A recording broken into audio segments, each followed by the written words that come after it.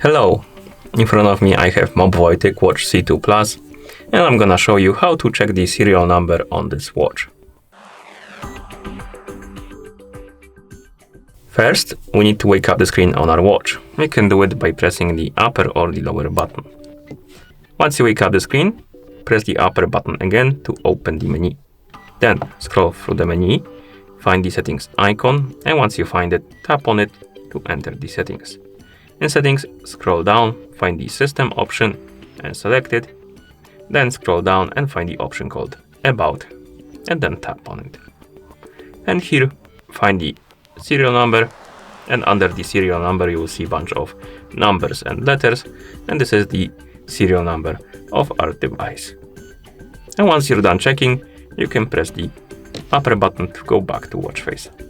And that's how you check the serial number on this watch. Thank you for watching.